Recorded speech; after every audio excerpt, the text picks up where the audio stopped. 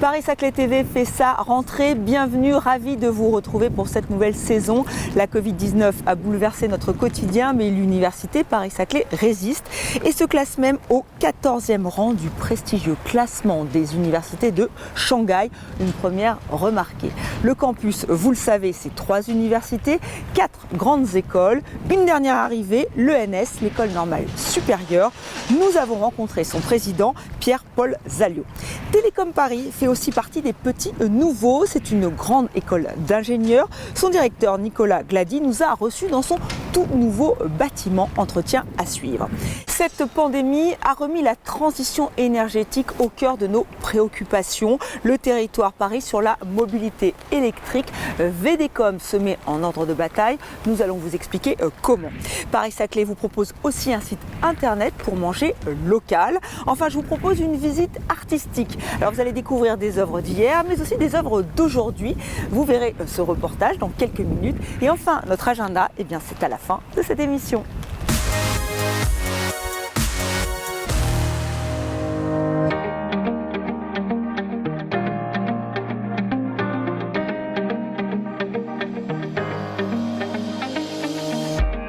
Nous voici donc à Télécom Paris, prestigieuse école d'ingénieurs, une école qui fait sa première vraie rentrée palaisienne. Il y a 3000 élèves, alors à cause de la Covid, effectivement ils sont beaucoup moins nombreux, mais le directeur de cet établissement est avec nous. Bonjour Nicolas Glady. Bonjour. Merci d'être avec nous. Donc une rentrée un peu compliquée à cause de la Covid, vous étiez prêt? Alors on a commencé à travailler sur cette question-là en fait dès mai, avant la rentrée, puisqu'on a établi un groupe de travail spécifique sur la question de la rentrée sous pandémie. Et donc on a dans un premier temps, en fait, avec ce groupe de travail, établi toutes les modalités pédagogiques qu'on pouvait envisager sous Covid, dans un premier temps. Et puis on a fait remonter, sur base de ce travail préliminaire, les attentes à la fois des étudiants et des enseignants-chercheurs. Et donc une fois qu'on avait toutes ces informations, on a pu établir un planning de rentrée qu'on avait donc établi dans les quelques semaines qui ont précédé septembre, qu'on a fait bien sûr aussi valider auprès des différentes instances, le CHSCT, etc., pour avoir la rentrée qu'on a aujourd'hui. La chance qu'on a eue aussi, c'est qu'on a un tout nouveau bâtiment, on en parlera certainement, et donc avec aussi des espaces qui se prêtent à de l'espace justement entre les étudiants, puisqu'on sait que c'est important, et les modalités pédagogiques en digital, avec des caméras, des micros qui fonctionnent bien, des écrans qui font un retour des gens qui pouvaient être à distance, qui nous a permis en fait d'avoir très rapidement, et aussi avec un peu de travail, il faut le dire, la possibilité d'avoir des enseignements hybrides. Oui, c'est ça, l'enseignement hybride, c'est-à-dire présentiel et distanciel. Le présentiel, c'était important de le maintenir? Alors, pour moi, j'insiste souvent là-dessus, c'est que le cœur du campus, ça n'est certainement pas le bureau du directeur, ça n'est pas même vraiment la salle de classe. En fait, c'est la vie et les échanges entre les personnes, certainement entre les étudiants, entre les enseignants-chercheurs et les étudiants. On a un peu plus loin ici les associations étudiantes, le BDE, le bar. C'est une part très très importante de l'activité d'un étudiant ou d'une étudiante. Et bien sûr, ces interactions, on peut les faire en distanciel, mais c'est quand même pas pareil. Et donc tout ce qui est échange avec les gens, apprendre à développer un réseau, faire des relations. Je dis souvent, on vient pour le diplôme, mais en fait, on reste pour les relations qu'on y a créées pour la vie. Et tout ça, rien ne remplacera jamais la vraie présence physique. Donc c'est pour ça qu'on a voulu, dès le départ, avoir une activité sur site, quoi qu'il arrive.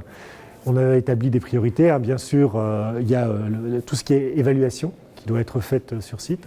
Ensuite, les labos, on a des labos physiques. Donc, si vous faites quelque chose sur des lasers, c'est difficile de faire ça à distance. Et puis après, les modalités pédagogiques plus classiques pour les cours et pour les amphis. Et là, on peut effectivement avoir soit du tout distanciel, soit du présentiel avec les espaces et les gestes barrières, ou alors de l'hybride qui nous permettait de faire une combinaison des deux. Alors pour ceux qui ont la chance d'être ici dans ce bâtiment, vous l'avez dit, c'est un bâtiment tout neuf qui a été primé, les architectes ont été primés. C'est un peu un lieu presque monacal, c'est ça? C'est quand on rentre à Télécom Paris, on on fait une profession de foi Alors, moi j'aime beaucoup effectivement nous inscrire dans la tradition académique. La tradition académique vient effectivement du monde ecclésiastique. On a une histoire commune sur tout un tas de dimensions. Alors effectivement, je ne dirais pas qu'être enseignant-chercheur c'est un sacerdoce, mais quand même, c'est certainement, il faut avoir une foi dans la vérité et sa recherche qui est très très forte. Donc moi j'aime beaucoup effectivement ce rappel à l'histoire de nos établissements, des établissements centenaires. La plupart des écoles de l'Institut Polytechnique de Paris, on a d'ailleurs parmi les écoles membres de l'Institut Polytechnique de Paris la plus vieille école d'ingénieurs avec l'ENSTA. Donc effectivement, on s'inscrit dans une tradition longue. Effectivement, le cabinet d'architecte Grafton qui a conçu ce bâtiment s'est imprégné et s'est inspiré de l'histoire monacale de ce genre d'établissement. Merci beaucoup Nicolas Glady de nous avoir accueillis dans ce magnifique bâtiment, donc tout neuf, et pour cette première vraie rentrée palésienne. Merci. Merci à vous.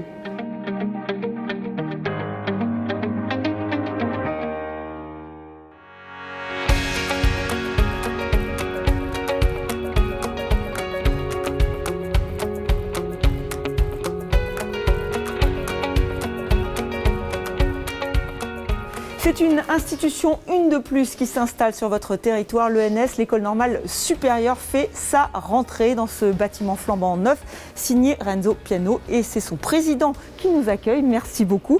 Bonjour Pierre-Paul Zalliot. Bonjour. Merci encore une fois. Je vous en prie. C'est une rentrée un petit peu compliquée, on imagine. Déjà, il faut s'emparer de ce nouveau bâtiment qui est magnifique, mais il y a aussi la Covid-19. Alors comment s'est passée votre rentrée ? Bon, la rentrée s'est passée un petit peu dans l'inquiétude de la Covid-19, on ne va pas se voiler la face. En même temps, il y avait paradoxalement la joie de découvrir ce bâtiment. Je n'ai pas peur de dire ça parce que ce qui frappait les collègues, autant que les élèves et les étudiants qui rentraient, c'était quand même les qualités du bâtiment, le confort immédiat qu'il pouvait donner. Donc c'est venu un peu contrebalancer cette atmosphère. Voilà. Après, la rentrée s'est relativement bien passée malgré tout, dans la mesure où on avait anticipé beaucoup des difficultés que peut causer la Covid-19 sur une rentrée, en prévoyant un type d'organisation des cours, un type de rentrée qui était compatible avec les mesures de distanciation. Oui, c'est-à-dire présentiel et aussi digital, on va dire numérique. Pour partie présentielle, pour partie distancielle, avec une attention sur les demi-jauges dans les salles, des dispositifs de sécurisation accentuée, le gel prévu à l'ensemble de l'entrée de tous les amphis, de toutes les salles, donc de tous les bâtiments. Donc je pense qu'on a pu donner aux étudiants le sentiment que la rentrée était bien maîtrisée, bien que ce soit dans un contexte difficile. Et puis on a maintenu tout au long de l'été le contact avec les responsables étudiants qui traditionnellement accueillent les premières années, et on a anticipé avec eux les différentes difficultés qu'on pourrait avoir en termes de week-end d'intégration par exemple, auquel on a renoncé, ou avec une frustration de leur part un petit peu sur les festivités étudiantes qu'on a modérées. Donc ça explique aussi que l'établissement, pour l'instant, je touche du bois, j'en vois pas, il y a beaucoup de métal dans ce bâtiment, mais je touche quand même du bois, pour l'instant pas trop de cas. Oui, voilà, donc ça c'est plutôt une bonne nouvelle. Donc c'est plutôt une bonne nouvelle, même si l'épidémie suit son petit chemin malgré tout dans l'établissement. Alors, un mot de ce bâtiment, on l'a dit, qui est quand même assez impressionnant. Il est transparent, il est très lumineux, on sent qu'il y a une volonté de décloisonnement. C'est un peu le miroir, l'image de l'ENS, ce qu'elle est, ce qu'elle a été. Dites-nous. Alors ce qu'elle est, et puis ce qu'elle veut être, et ce qu'elle va continuer à vouloir être, parce que cet atrium là dans lequel on se trouve, au fond, c'est une sorte de rue intérieure qui fait à peu près 170 mètres de long, et toutes les entités de l'école, ou presque, pas tout à fait toutes, mais presque toutes les entités de l'école donnent sur cet atrium, aussi bien en enseignement qu'en recherche. Donc il y a deux aspects que ce bâtiment illustre et que cet atrium illustre. C'est le fait que toutes les disciplines de la connaissance sont à proximité les unes des autres et peuvent se voir. La biologie va voir les mathématiques, va voir l'informatique, va voir la chimie, va voir la physique, va voir les sciences pour l'ingénieur dans leur diversité. Donc là, le design. Donc là, on a toutes les disciplines qui se voient. Et en même temps, vous allez voir dans ces couloirs, dans cet atrium, des salles de cours, des salles de recherche qui sont des salles vraiment des laboratoires du CNRS, par exemple, qui sont imbriquées les uns dans les autres. Alors c'est vrai que c'est votre première rentrée sur le plateau, vous l'avez dit, beaucoup de liens vont pouvoir se créer, de synergies et ça permet un rayonnement. Qu'est-ce qu'on peut vous souhaiter pour cette première rentrée pour l'ENS ? Ce qu'on peut nous souhaiter, ce qu'on peut nous souhaiter à tous, c'est de surmonter le plus vite possible la crise sanitaire. Et puis ce qu'on peut souhaiter collectivement à l'école et à ses partenaires, c'est de poursuivre la route qu'ils ont commencée ensemble. On a ce classement, on a maintenant une université qui a un statut expérimental dans lequel les différentes écoles sont entrées avec un partenariat avec les organismes. Donc il faut que ce chemin continue. Il faut qu'il continue dans le même état d'esprit positif qui a été celui qui l'a marqué depuis quelques années. Voilà. Donc c'est ce qu'on peut nous souhaiter, mais il n'y a pas de raison qu'on n'y arrive pas. Je pense que de ce point de vue-là, tous les signaux sont plutôt verts. Merci beaucoup Pierre-Paul Zaliot. Merci de nous avoir accueillis. Mais je vous en prie.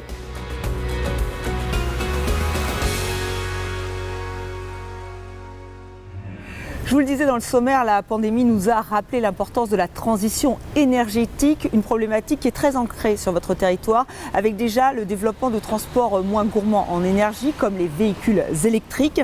Pour déployer cette mobilité nouvelle génération, l'Institut VDECOM se met en ordre de bataille.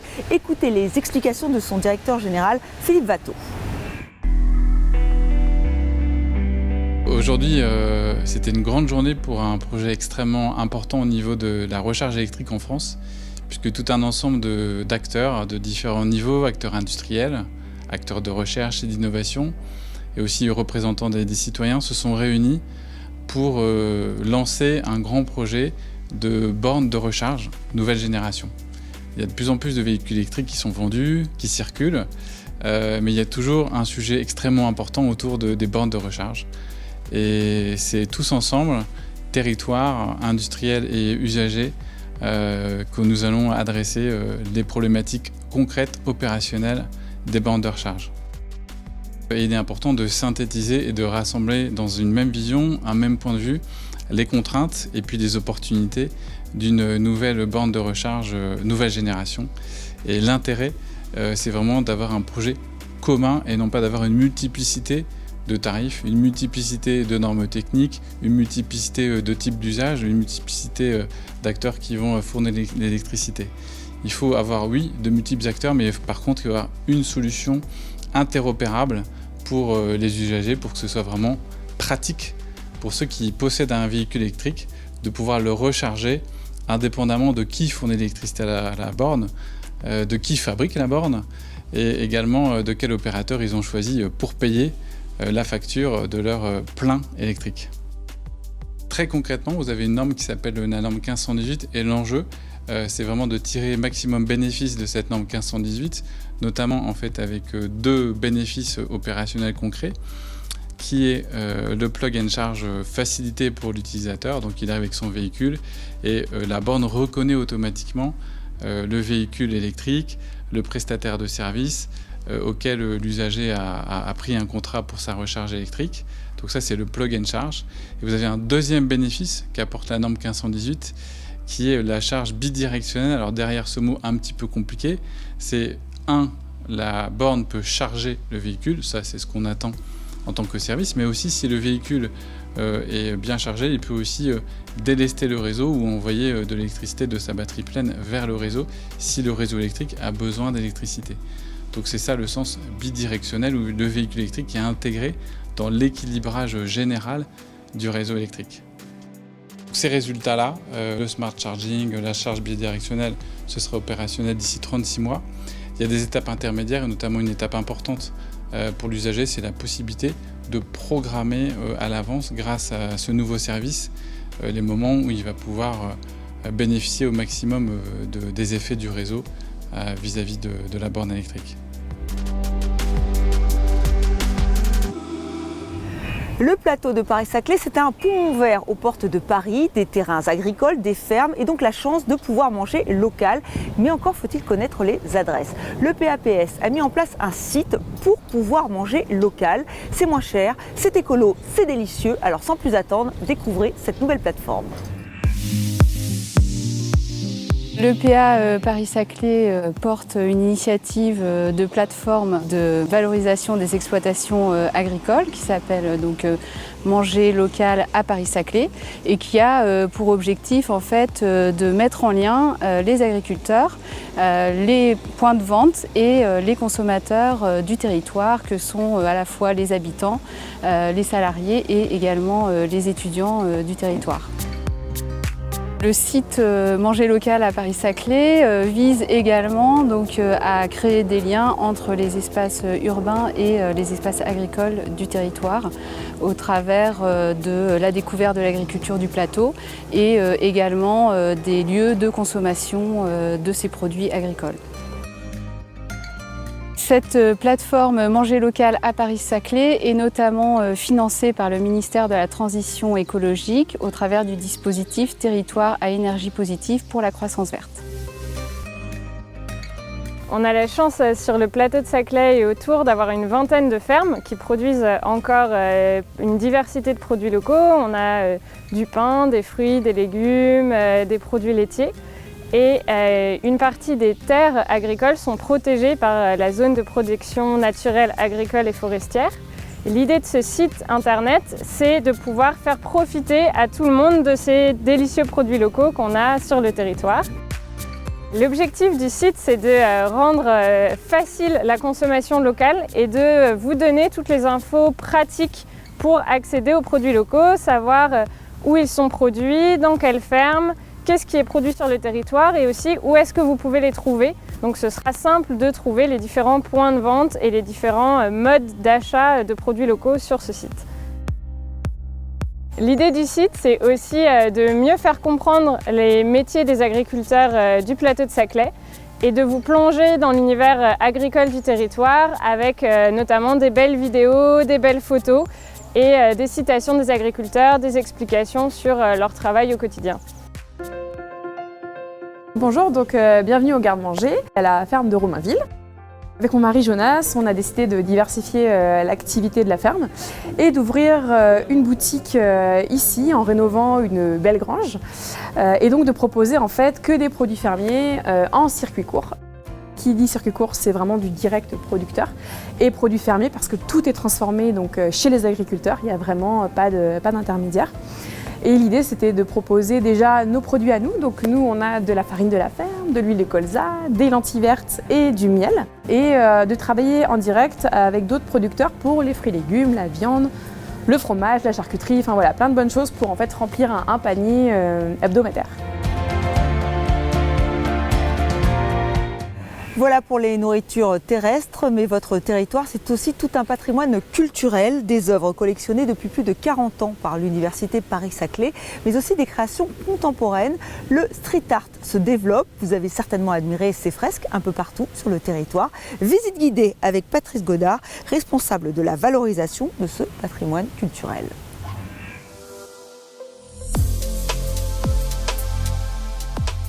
Dans le cadre des Journées européennes du patrimoine, j'ai donc organisé une visite des œuvres du campus Vallée à Orsay, concernant aussi bien des sculptures que des toiles qui appartiennent au 1% artistique, acquis depuis maintenant les années 60 et 70 par l'Université Paris-Sud, aujourd'hui l'Université Paris-Saclay. Bien évidemment.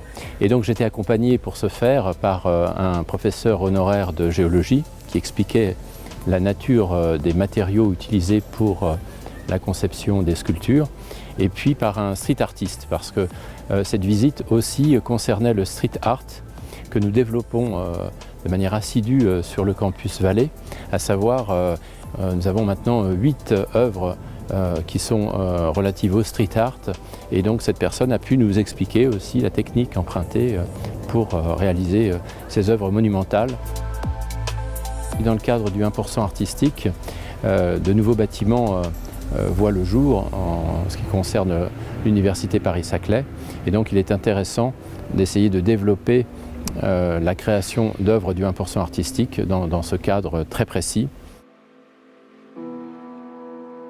Il y a également donc un grand patrimoine architectural à l'Université Paris-Saclay, et donc je m'intéresse à essayer à l'avenir qu'un certain nombre de ces bâtiments puissent acquérir le label Architecture contemporaine remarquable, qui est l'ancien label patrimoine du XXe siècle.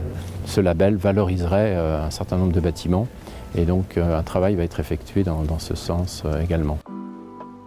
Ce travail de préservation du patrimoine et de valorisation de ce même patrimoine implique une collaboration de l'ensemble des établissements qui composent l'Université Paris-Saclay et donc toutes les bonnes volontés seront les bienvenues dans l'intérêt évidemment de la culture, dans l'intérêt des étudiants qui sont les premiers usagers de cette culture et puis bien sûr dans l'intérêt de notre belle Université Paris-Saclay qui a atteint maintenant le 14e rang au classement de Shanghai. Et donc il est nécessaire que sur le plan culturel, eh bien, les choses se développent dans cet esprit et dans ce rang nouveau établi pour l'Université Paris-Saclay.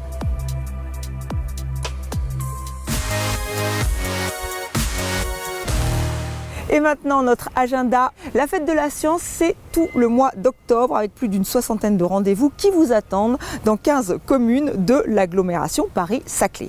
N'oublions pas non plus les jeudis de la recherche. Le grand public est invité à se rendre au cœur des laboratoires de la Faculté des sciences d'Orsay ou de Polytechnique, voire du CNRS. Prochain rendez-vous le jeudi 5 novembre avec une recherche au service de la protection biologique du maïs. Rencontre avec Laure Kaiser-Arnaud. C'est au laboratoire Évolution Génome, Comportement et Écologie au campus CNRS, c'est à Gif-sur-Yvette. Beaucoup de rendez-vous scientifiques, mais si vous aimez la culture, vous ne serez pas déçus avec une grande exposition d'art urbain à Versailles. L'art du trompe-l'œil s'expose en ville, c'est à l'espace Richaud et c'est jusqu'au 29 novembre. Vous pouvez aussi découvrir Essais photographiques de Dan Ramahan. C'est au Théâtre de Saint-Quentin en Yvelines, c'est gratuit, l'entrée est libre donc et c'est jusqu'au 19 décembre 2020. Et restez au Théâtre de Saint-Quentin pour voir de la danse contemporaine avec Abaka. C'est la dernière création de Béatrice Massin, c'est du 3 au 7 novembre. Laissez-vous tenter par cette création baroque. Voilà, c'est la fin de cette émission. Merci de nous avoir suivis. Pour rester informés, n'oubliez pas notre site epaps.fr. D'ici là, respectez les gestes barrières et surtout, prenez soin de vous et de vos proches. À très vite.